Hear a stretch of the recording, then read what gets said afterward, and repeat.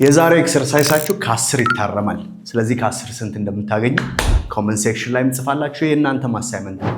ጨለምተኛ አትሁን በሉኝ እስቲ። ጨለምተኛ አይ ቲንክ ይሄ ዳርክ የሆነውን ሳይድ የሚያይ ሰው ነው አይደል? ጨለምተኛ አትሁን in English is called don't be pessimistic አይደል? don't be pessimist ማለት ትችላላችሁ። don't be pessimistic is ጨለምተኛ አትሁን። ሁለተኛውን የምትሉልኝ ሁለተኛው አይናፋር አትሁን በሉኝ እስቲ።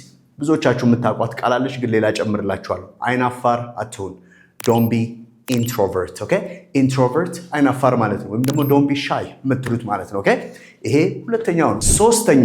ሶስተኛው ስግብግብ አትሁን በሉኝ እስቲ። ስግብግብ አትሁን ኦኬ I think you know this one ምን ይላል? don't be greedy አይደል? greedy is like በጣም ገብጋባ ስግብግብ የምንለው ማለት ነው። አራተኛው ሞኝ አትሁን በሉኝ እስቲ። ሞኝ አትሁን ኦኬ ይሄ ምን ይሆናል? don't be silly or don't be foolish alright silly when fool or foolish ማለት ይቻላል ነው። ደካማ አትሁን በሉኝ እስቲ። አምስተኛው ላይ ደርሰናል። ደካማ አትሁን ምን ይሆናል? don't be weak አይደል? WEAK don't be weak የስትሮንግ ተቃራኒ ማለት ነው። በጣም ጥሩ። ክፉ አትሁን ስድስተኛው ላይ ነን።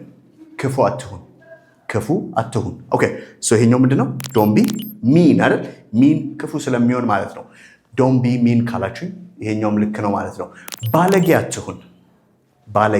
አትሁን ኦኬ የሰውን ባህሪ ምናምን የምትገልጹባቸው ቃላቶች አሉ። don't be rude አይደል? don't be rude ካላችሁ you're right ማለት ነው። ስንተኛ ላይ ነን?